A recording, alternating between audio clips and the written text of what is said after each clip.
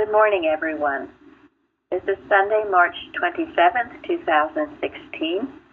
Happy Easter to all. Our subject today is reality and the golden text. Be not conformed to this world, but be ye transformed by the renewing of your mind, that ye may prove what is that good and acceptable and perfect will of God. I want to start today with something very important. Linda and Shardy both, they've had time to come to Plainfield. They don't live too far in Pennsylvania. And Linda was given a box of papers from the Eustace Foundation. We were given many boxes, most of which was just old records that we didn't keep. But there are a few boxes we had that I hadn't had the time to go through thoroughly. And so, Linda, tell them what you found. And I found out a little more information even today. I had the timeline. I'm not sure I'm correct about that. I just want to tell everyone, if they are interested in this themselves, there is a website called thegreatlitigation.com, and in it, everything that I see is stuff that I have saw reference to, or there were letters or some kind of documentation that verifies whatever the whoever made this website. It supports what they are saying, and it's very clear, and they have spent a lot of time to give a lot of details, and it has a lot of documentation that you can go through yourself, and come to your own conclusion. But interesting enough, February 1916, so this would be almost exactly a year, when the first time that the board of directors had went to the trustees and wanted them to acknowledge them as the supreme power, and they didn't do it and didn't want to do it.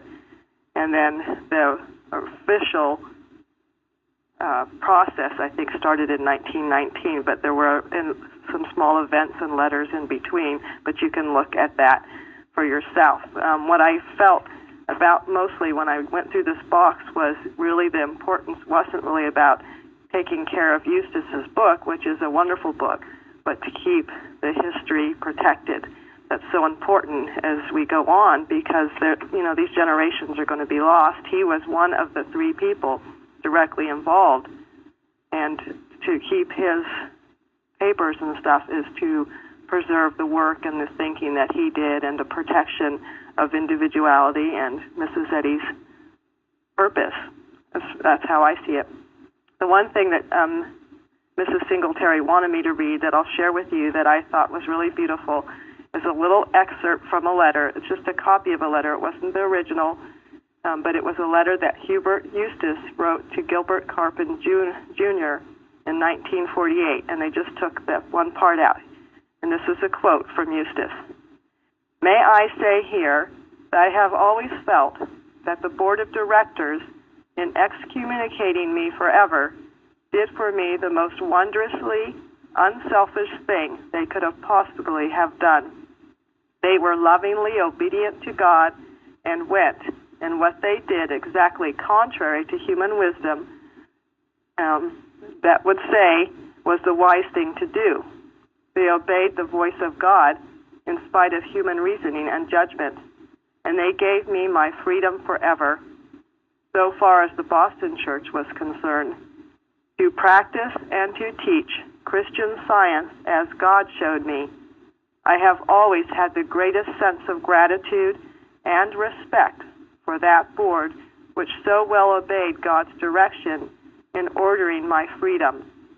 I know God guided and directed every move that was made and has been doing so ever since." And that's unquote. And that is basically the tone of many of the things that he writes. It's just beautiful, I think. yes, you will certainly see that in his book, and which is why he lived a very long life with great deeds and classes. He continued working for the cause of science till the very end. Even though he was excommunicated, he refused to hate. He saw it as God's plan, and that's exactly how we feel too. Ultimately, it has been God's plan, to have this freedom. Gary, you can just briefly, you want to briefly mention the litigation for those who don't know? Yeah, for anybody who's not aware, Herbert Eustace was one of 3 trustees to the publishing trust, to the publishing society, that Mrs. Eddy appointed under the deed of trust when she set up the publishing as an independent trust, independent of the church. So the church had its board of trustees, and the publishing trust had its 3 trustees, and they were independent of one another. Actually, they had 4, and the church board of directors removed one in 1919, I believe. Thank and that you. became a problem, sure. Yeah, thank you. So it was after Mrs. Eddy passed that the board of the church decided they wanted to control the publishing. And that was when they approached the 4 trustees and began their process of taking them over. And eventually, since the trustees of the publishing knew that Mrs. Eddy intended for it to continue to be independent, they did not bow down to that desire, the board of the church. So that is what prompted the church trustees to sue to take control of the publishing.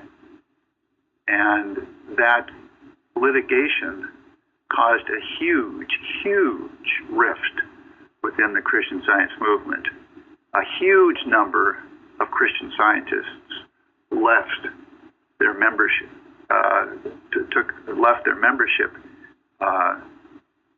and left the church as a result of that litigation because it was so unprincipled and so wrong. Eustace, one of the trustees, helped to fight for the independence, which is what Mrs. Eddy intended.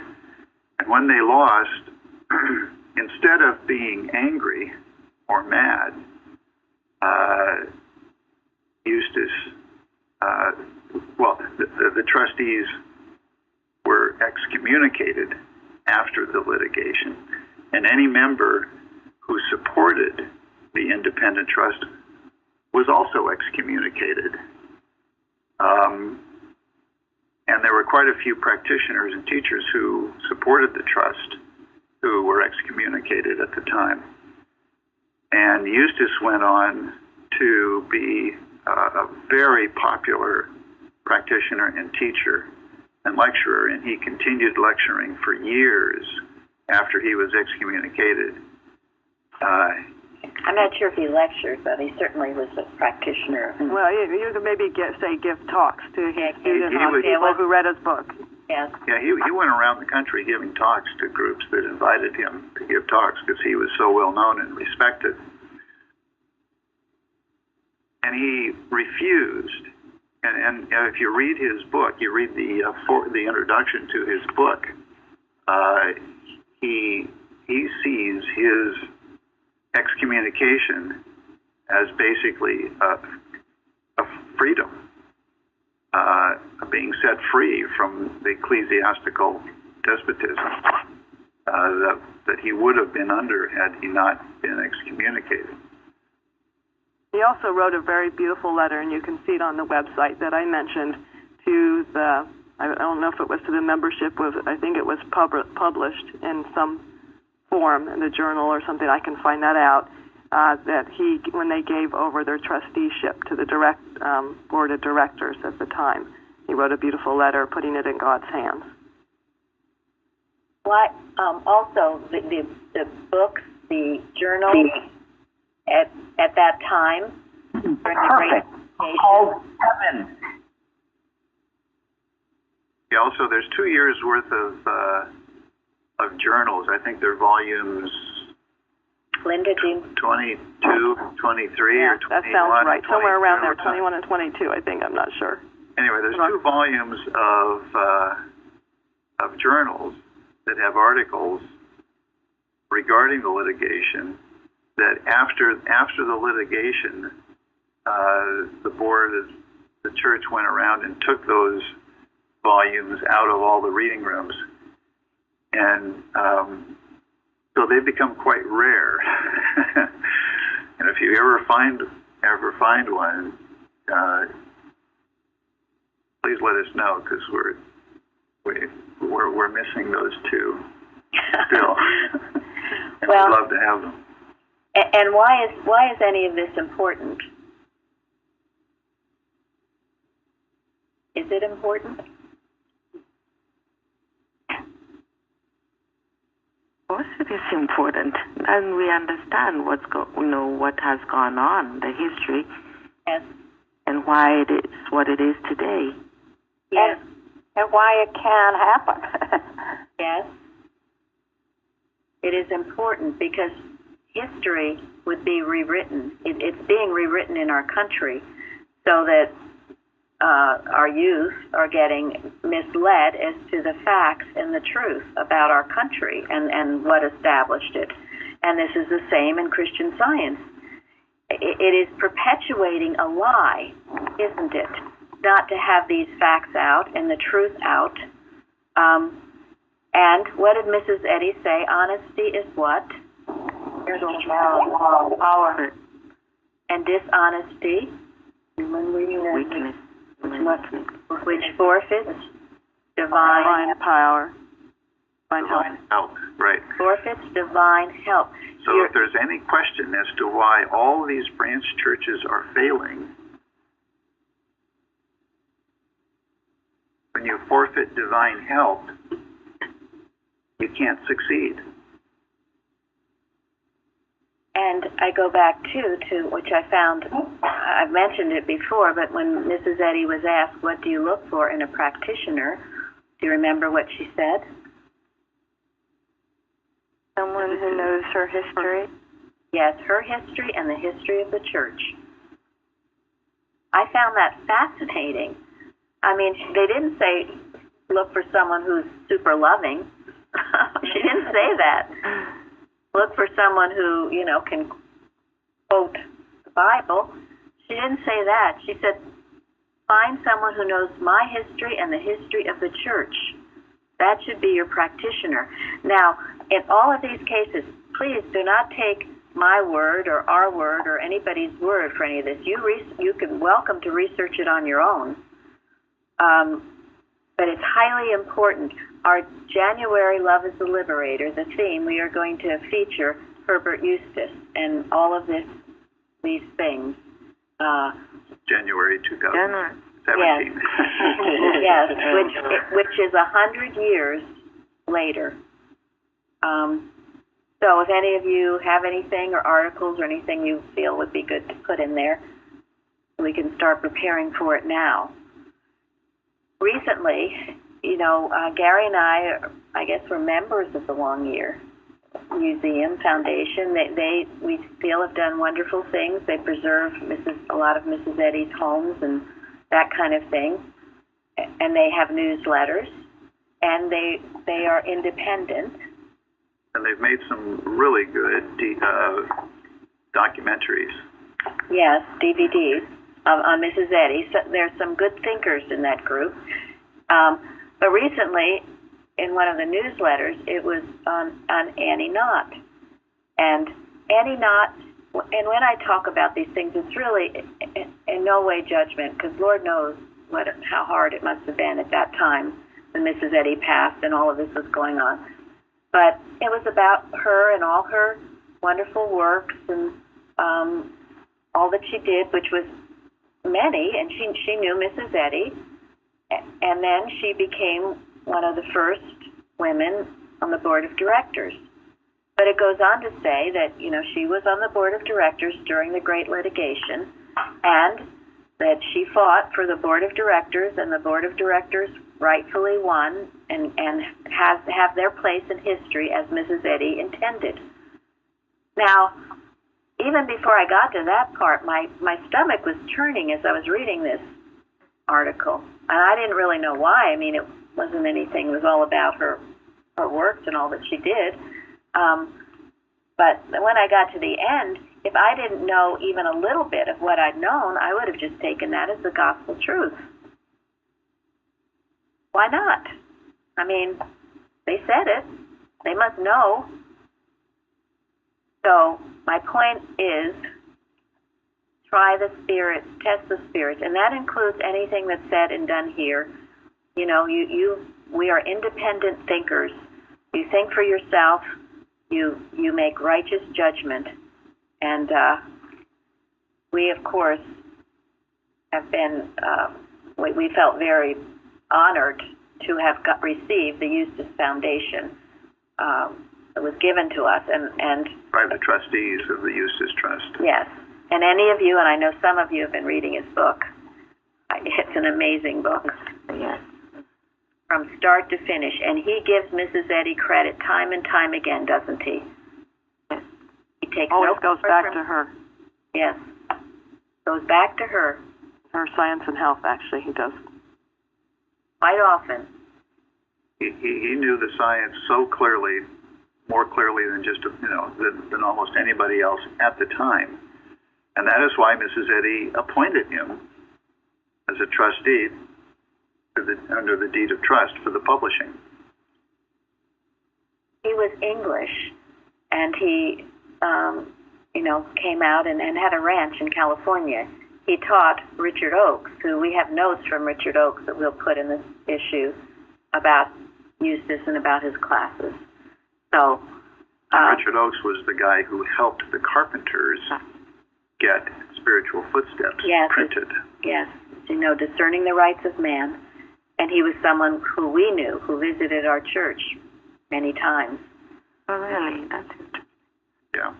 Eustace was taught by Kimball, by the way, and Thank you. Mrs. Yes. Eddy. Mm-hmm. Yes, and Mrs. Eddy, and of course Kimball was taught by Mrs. Eddy. And Annie not had ties too. I mean, she did know Mrs. Eddy, but somehow things happen, and I don't know. You have to read in between the lines.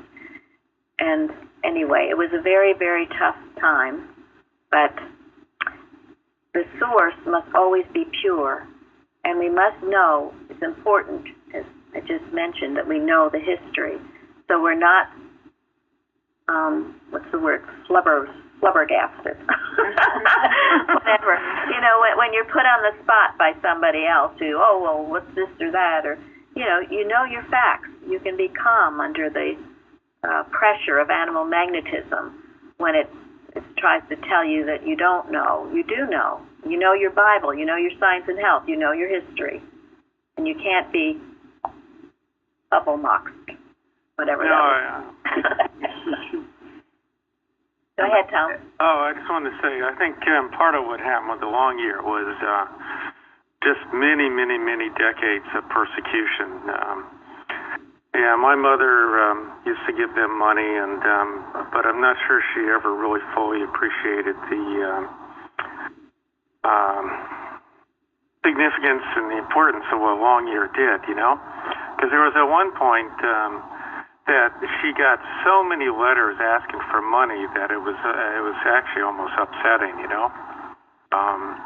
But probably through this persecution, it's tough to fight the Boston organization when you don't have much money, Exactly. And then when the church was, I think, going through some financial difficulties, sold, Mary Baker Eddy's house and was at Chestnut Hill. That went to long year. And in a way that was probably a pact with the devil, because there probably was some resolution of this decades-long persecution of long year, Yes. Kind of a settlement of affairs. We've come to an agreement, and we will stop persecuting you. But on the other hand, we expect some things from you. And so I noticed that one of the board members of Long Year was the head of the Committee on Publication from Florida. So it's kind of like an interlocking organizational structure now between the two. Right. Well, and we remember years ago, the first time we visited, not that many years ago, a few years ago, Gary offered the woman there who was in charge of things one of our healing thoughts. Well, she looked like she was about to pass out. she just turned absolutely white as a sheet and said, no, thank you. Why would I do this to me? Yeah, right. You know, like we were, I don't know. That's always a good test. Right. When I tell people, we're from the Plainfield Church, and here's our magazine. Would you like to take a look at it? That tends to separate the sheep from the from the goat. Yeah, well, remember the Longyear whatever foundation or whatever it's called, Longyear made the Boston Church look bad. Right. Their very existence made the Boston Church look like a pretty awful organization. Yes, and Yes, it was a rebuke. It was a rebuke. Yes, it was. Right. So in a way, they've kind of settled this now, and Longyear probably has a relationship not a whole lot different than, like, say, other Christian Science organizations that are independent. Yeah. So. Yeah. Well, the lesson for me, anyway, in all of this, with the litigation, with situations like this, is that you have to always be on guard, because the human mind is always trying to usurp what God has done. It's always trying to take over what God is doing.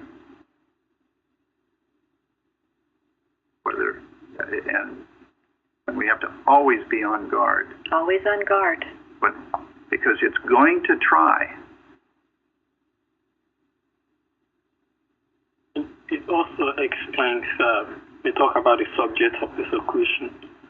In the case of Eustace, how he saw it. I mean, he saw it as freedom to actually do what God has a purpose for his life, I believe. Probably not to continue as a board member, but to be able to publish the word in a very separate way.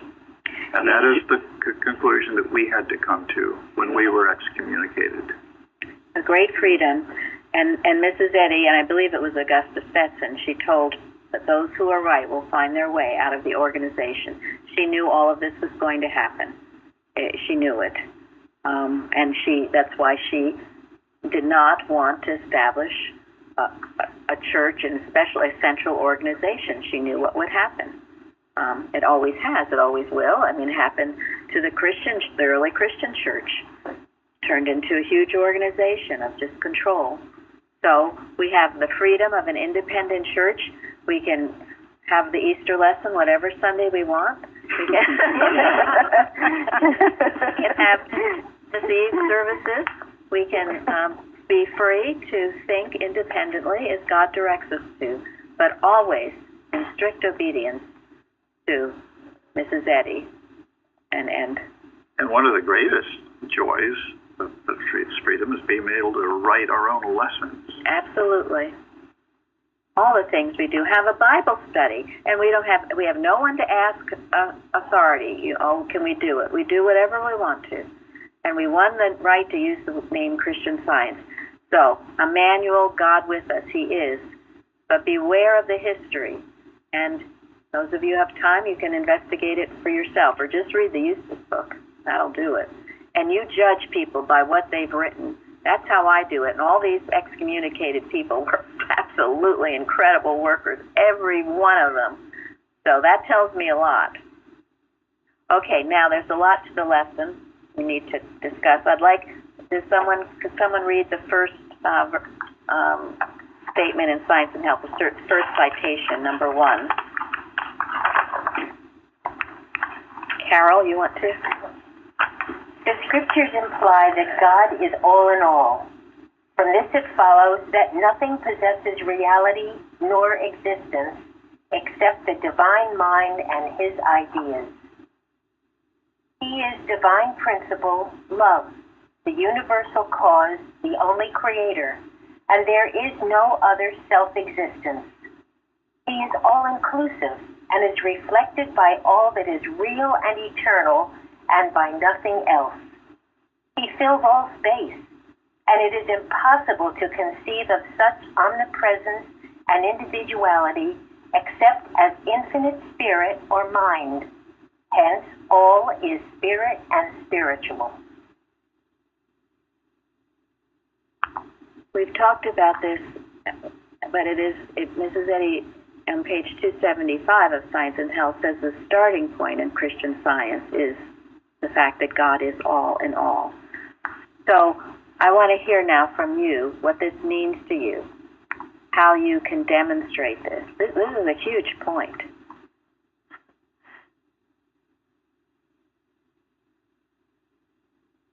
I think it's the whole point. God is all in all. And it makes me ask myself, so what is my reality then?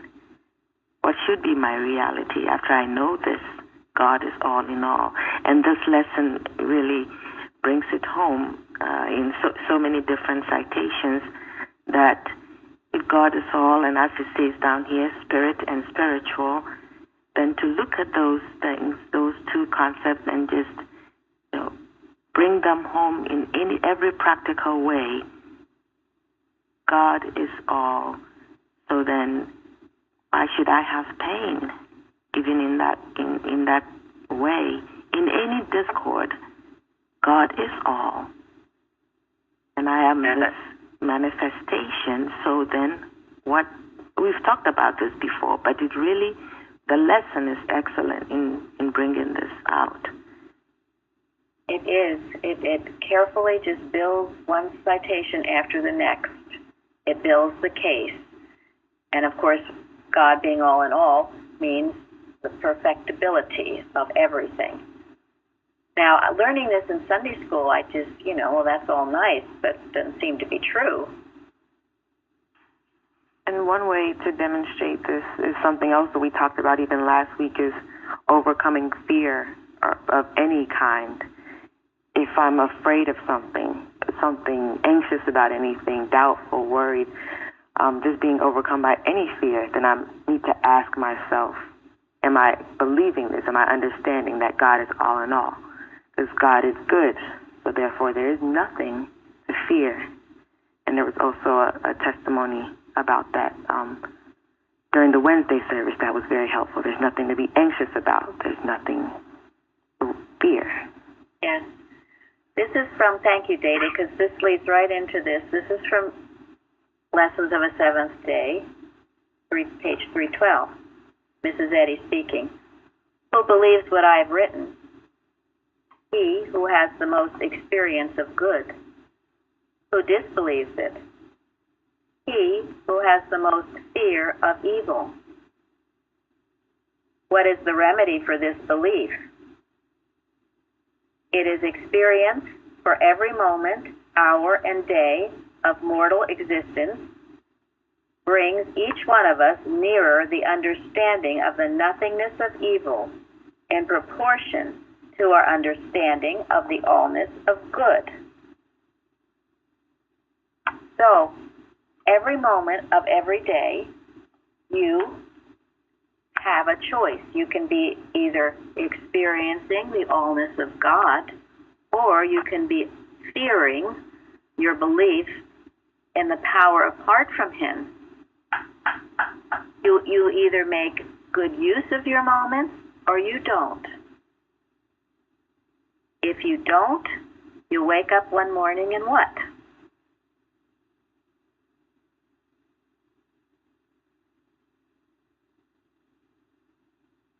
You will feel lost. Yeah, thank you. Yeah, you will wake up in fear and anxiety, wondering what this is all about. Someone that a practitioner mentioned that she had some of her patients who would call, just repeat to themselves, that I refuse to be concerned about whatever they feel concerned about, because God is all, and just think of it that way. And quite nicely, all their needs were met without any, human planning. So that's beautiful. We can really put in God's hands that way. God is all, and that takes care of everything. Yes. Mm-hmm. And the reason it works that way is because it's true. It's not somebody making something up or humanly willing something. It's the acknowledgement of the truth.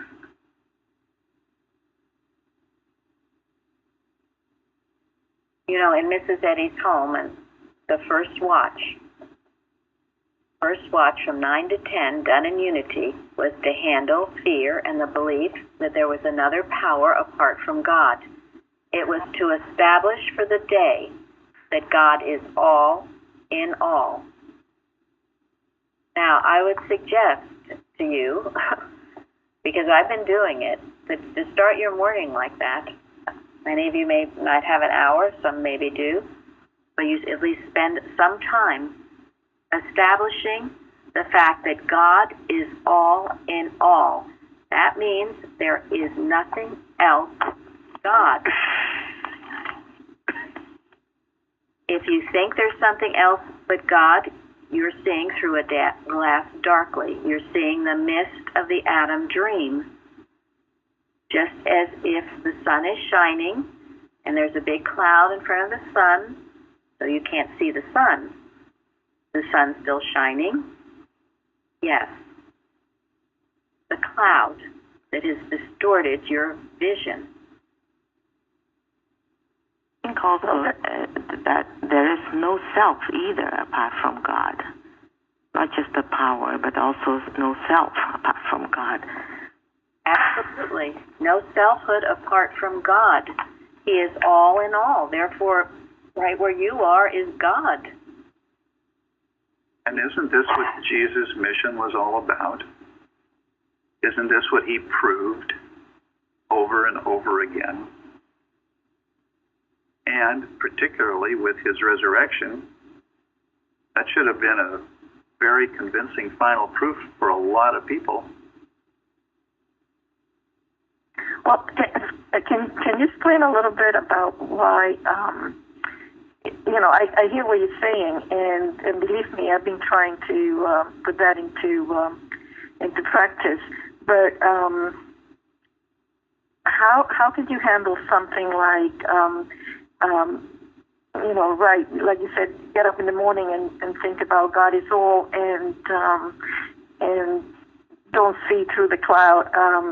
My mornings are very cloudy, very, very cloudy. And as much as I try, there's always the, I don't know what you call it, the world or everyday business that interferes. And somehow I find it difficult to, in the midst of it, to go back to that original thought that God is all and God is in control. If there's any way I could bring this more to the fore and not be so easily swayed by the circumstances. I think this is what you've been working on, a lot, but I still find myself struggling with it. Well, nobody said it was easy. It's not. And it doesn't come just overnight or 2 weeks or something. I mean, I know how it's been years. I'll say it has been years to really finally see through a clearer window. Yeah. What do you do before you go to sleep? Yeah. The night before? Well, I try to compose myself because I usually don't sleep very well. So I do sort of try to read. I read, actually. I'm not try, but I do read. Don't say try. Yes, I don't try. I do read it, and yes, and try to think about God. No, don't try. No. I do think about God. And the same when I wake up. The first thing when I wake up, I always said, either the Lord's Prayer or God is my life, something that will just get me out of bed, drag me actually out of bed and to start my day.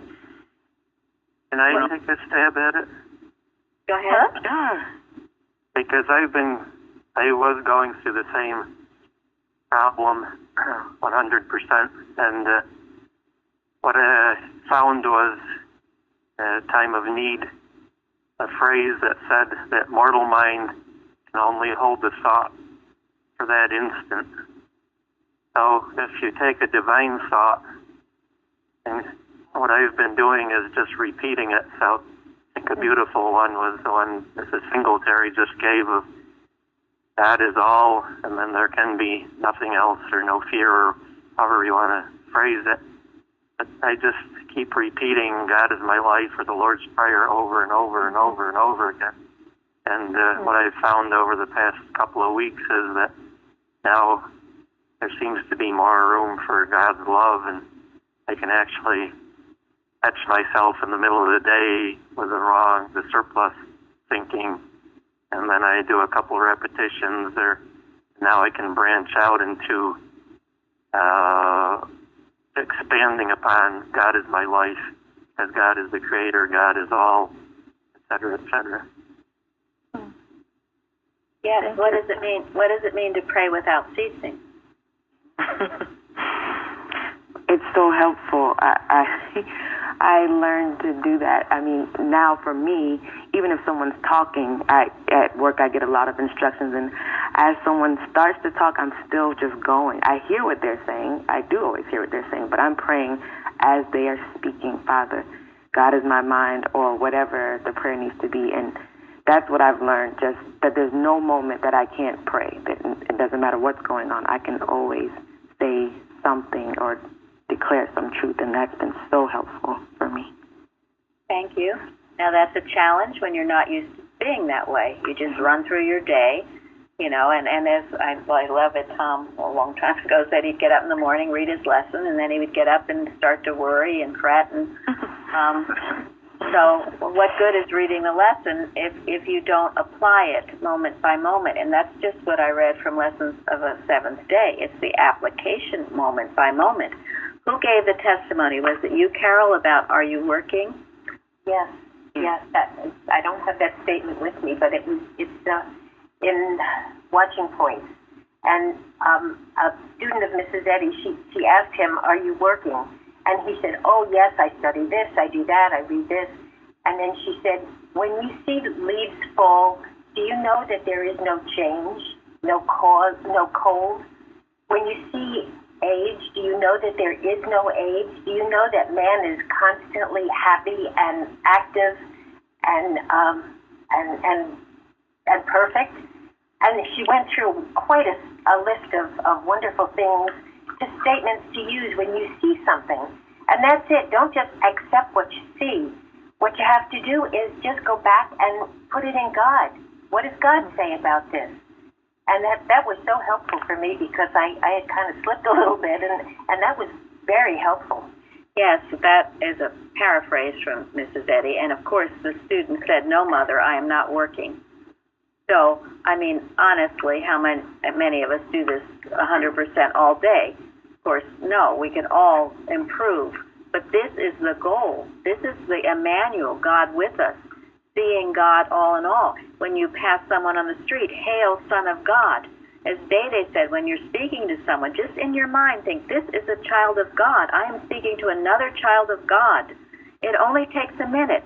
You can pray without ceasing, or you can pray and worry all the time. Not pray, but worry all the time, because you're not praying if you're worrying. So, and this is the point. If you do it more consistently, you will go to bed and sleep better, and you will wake up in the morning and not be so bombarded and feel, as Fairley said, lost. But it'll get to you. Also, I've heard a few people talking about repeating something over and over, almost like non-stop. I found it, when you're repeating something over and over with non-stop, are you repeating out of fear, or are you repeating out of conviction? Like when you're repeating to yourself, God is all in all, is it out of fear? Because if it's out of fear, it's not going to do any work. Thank you. It has to be Very out important. of conviction. Yes. You can say one, and it can take care of the a circumstance that is facing you. But if you repeat out of fear, it's dangerous. Then you're just perpetuating the fear. That's a hugely important point. And just repeating, we've talked about repeating like a parrot, that can be like saying your rosary beads. It has to be out of conviction. However, if you're having trouble to jumpstart yourself and you're just kind of lost, as Fairley said, start somewhere, and even if it is repeating, repeating and defeating, repeat until you catch on. Better than nothing, but get where your violin is tuned and you're saying it with conviction, not God is all, but I'm really so afraid. God is all, but I'm yes. I mean, if you keep that doubt still going, always still doubting, then you're not getting anywhere. But really, with your heart, Father, here I am. I do want to understand this. Help me. I mean, we can turn to God for anything, everything. One article that's been helpful to me that Plainfield offers is God with Us by Kendall, where he begins by saying, and which is what I use now and have found some success with, try to be conscious that God is with you every moment. Yes, that's great. Yeah. I remember a testimony that I gave a while ago, and I was actually pleased because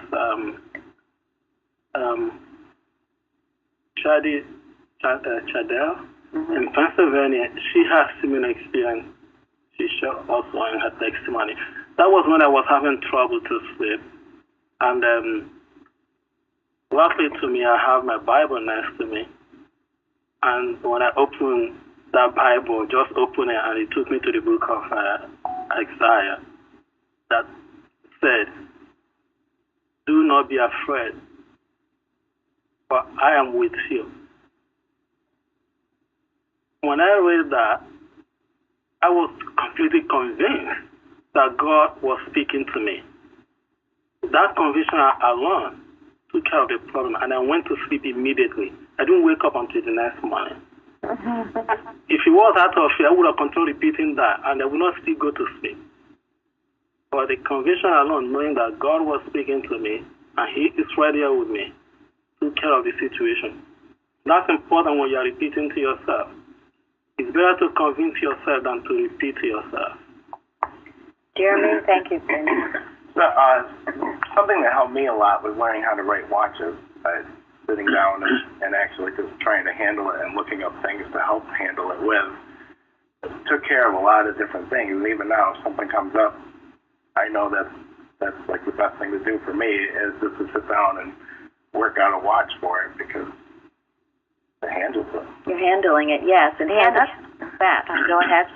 No, that's important because it's also taking thought of self. As, I don't feel good. I feel so bad. And really loving out. A phrase I learned from Plainfield is, knowing the truth for everyone.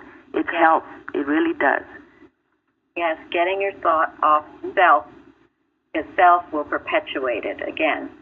But these are the little foxes that spoil the vine, Benjamin's point. But if you're just saying it with fear behind it, it's doing no good. That's not watching, or that's not working. It's not working. And that's why in the morning to establish means to get there without a doubt in your mind. You work a few minutes just knowing there's nothing but God. If you're a Christian Scientist, do you believe it? If you don't believe it, well, okay, then don't be a Christian Scientist. If you're going to believe it, that means you're going to understand it. And if you understand it, it means you're going to take time to feel it. Feel it, not just words, but feel there's nothing but God. And then you will begin to experience the effect of your thinking. And the things that you feared, the person that you feared, the situation that you feared will dissipate. And this is why we have Wednesday meetings, because people are just demonstrating it. I remember Day Day had a situation, too, she testified to about whatever problem and meeting it and right away and not having it continue. And very often it'll try to come at night or first thing in the morning. Songs in the night. There's something in the Bible and Psalms. Songs in the night. Let it be songs of praise and thanksgiving, not thoughts of fear and doubt. And that's why I asked the question, what do you do before you go to bed? Because one of the things that you should do is to spend a little bit of time thanking God for all that he did for you that day. And if you can't think of anything that you can be grateful for that God did for you that day, then you went through the whole day without seeing God at work. And guess who's at fault for that? You go through a whole day and you haven't seen God. Well, man, you're in the wrong mind, and you need to shake yourself, and it's not going to get any better. So as you go about your day, you practice this. It's practice the presence of God. You have moment-by-moment opportunities. And in fact, he is your mind. He's not outside of you. He's your consciousness, if you allow it. If you, as Florence has been saying, get yourself out of the way and let him work. You are not God, but he expresses himself through you. There's a wonderful... Go ahead. Nope. Oh, you go first. No. I was just going to read Psalm 42:8, which was something you just started to say. We can end with that. No, go ahead and read it. Okay, it says, "Yet the Lord will command his loving kindness in the daytime, and in the night his song shall be with me, and my prayer unto the God of my life." Thank you. Beautiful. Beautiful. Yes. That's what you remember at night, God's songs. And that's why I often, the words Emmanuel, God with us, always means so much to me from the beginning of Matthew, the birth of Jesus, is what his name means. And Mrs. Eddy says it too in Science and Health. Emmanuel, God with us. Nothing to fear. He is all in all, and you can begin proving it. First you make small beginnings, perhaps, but you're bursting through this dream of life and matter. God is love. He loves you. He wants everything good for you. And it's important to feel that love. Feel God's love. And to accept it. Too often we say, well, we don't deserve it, or whatever. But feel God's love. I wanted to mention a couple of things. We don't have time to get into too much, but one is the article Body by Mary Baker Eddy. It's on our website. Jacob sent us the complete article. But if you are having difficulty with your body in any way, I suggest you study this daily if you need to. It brings out your perfect being in God, and you're not trying to reach out or change or do anything. You are acknowledging present perfection, as this lesson brings out. Right now, present perfection, seeing through the mist and seeing what is true. Probably maybe I'll read from it next week, but I wanted to end with this. A Treatment for Every Day by Mary Baker Eddy from the Christian Science Journal, 1883. Every time you declare you are perfect in God, there goes through the body a health-giving power. When you realize this truth of truths, that you are now, not will be, perfect in God, without a single doubt, wonderful changes will come to pass. But let me urge you, however difficult it may seem to declare times without number that you are perfect, joyful, triumphant, and complete, say often, God is my strength, God is my life, God is my health and understanding. You have dominion in him over the world, the flesh, and the devil, a dominion that is omnipotent. Your life is in him. No power can bind you. God is the only life. Spirit is the only substance. Love is the only cause. Harmony is the only law. And now is the only time. Amen. So, we will go on. A wonderful. Someone turn on their. Okay, we'll have a wonderful service now. The perfectness of God's presence and power with us. Okay, thank you all. Thank you. Thank you. Thanks very much. Thank you.